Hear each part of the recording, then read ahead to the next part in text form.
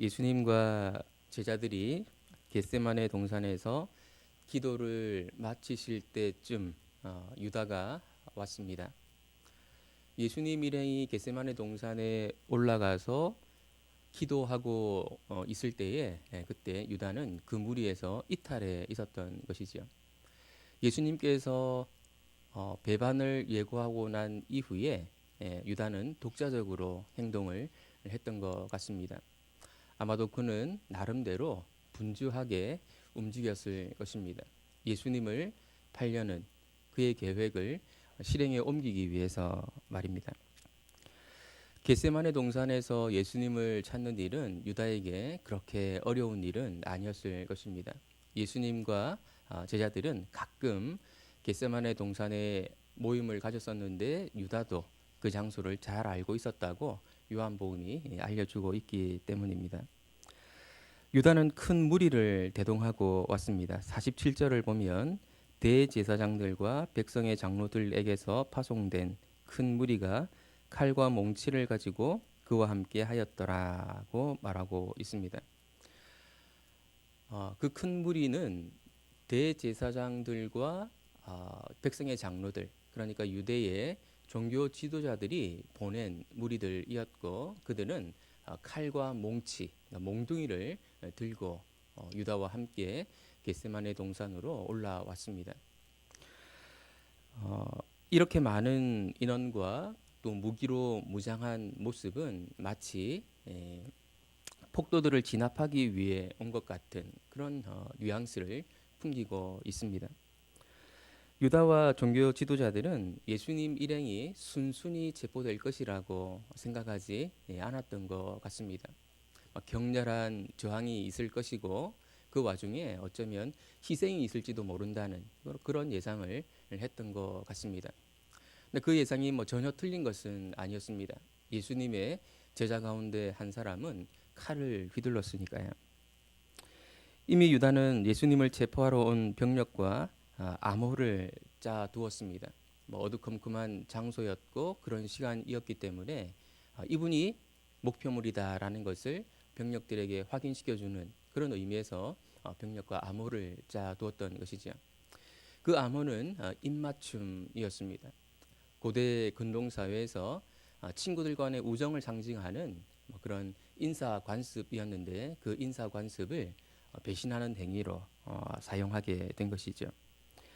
본문은 유다가 예수님께 나와 랍비여 안녕하시옵니까 하고 인사하며 입을 맞추었다고 말하고 있습니다. 여기서 우리가 한 가지 생각해 볼 것이 있는데요.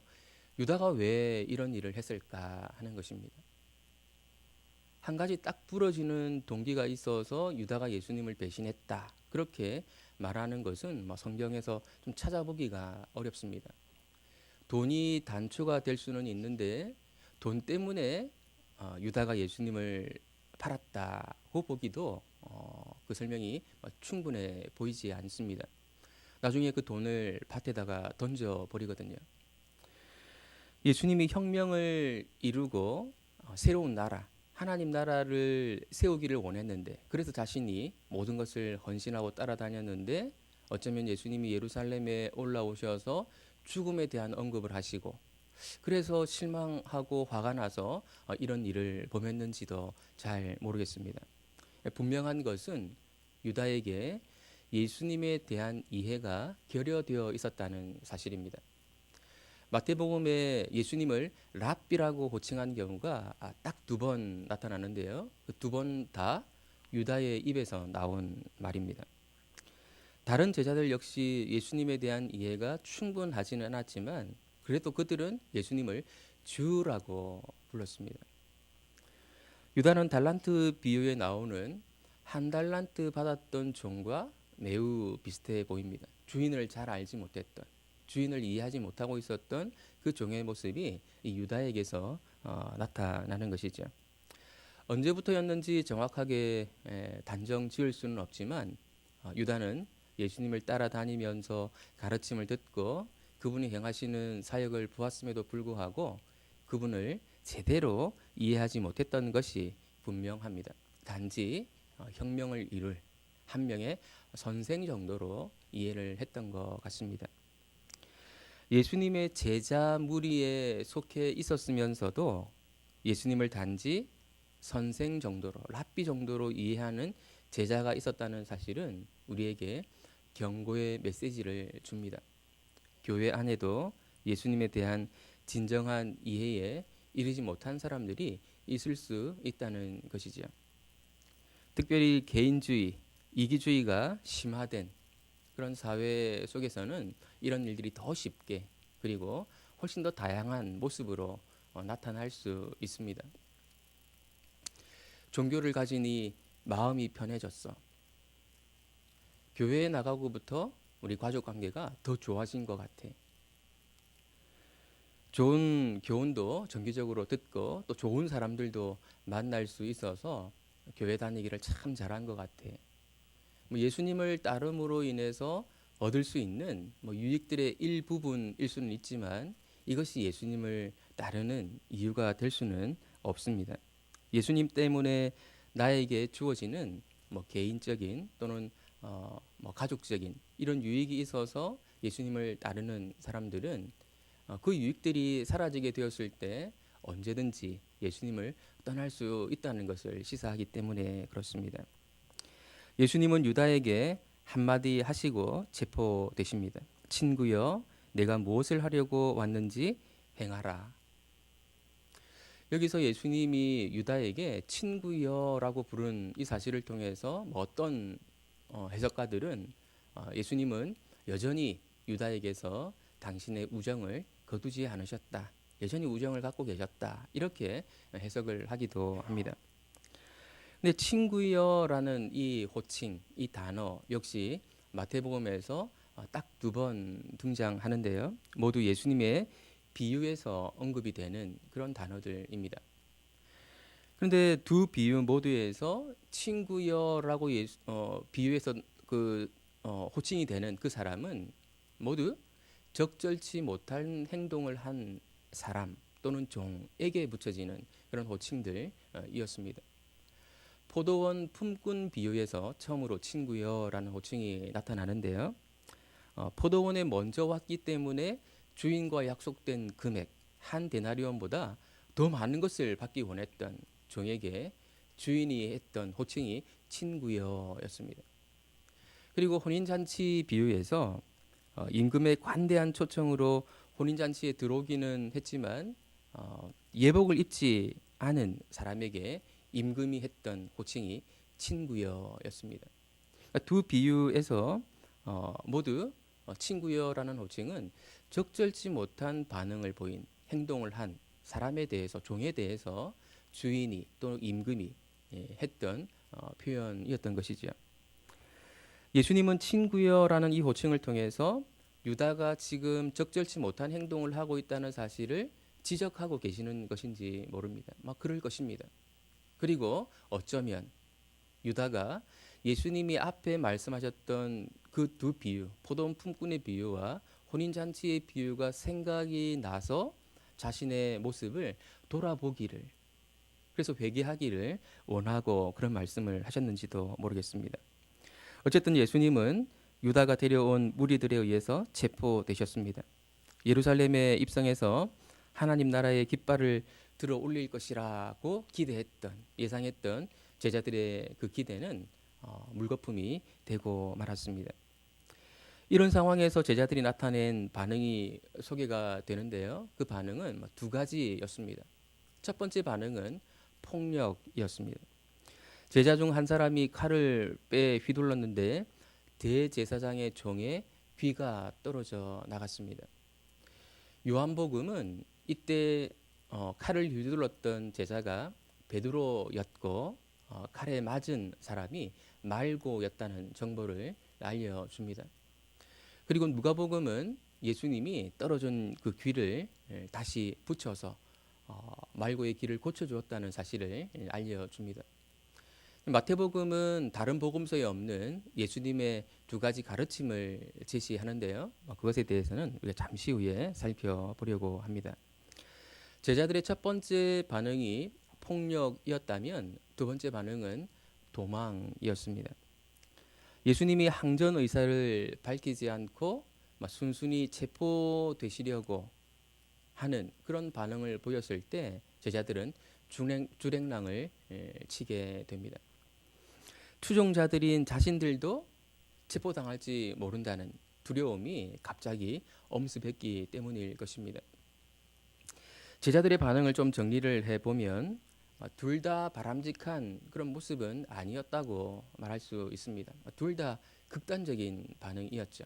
폭력을 행사를 하고 도망을 치는 그런 모습이었습니다. 폭력과 도망은 깨어있지 못한 상황에서 나타냈던 반응이었다고 간단히 정리해 볼 수 있을 것 같습니다. 예수님은 겟세마네 동산에서 제자들에게 깨어서 기도하라고 말씀하셨는데 그들은 그러지를 못했습니다.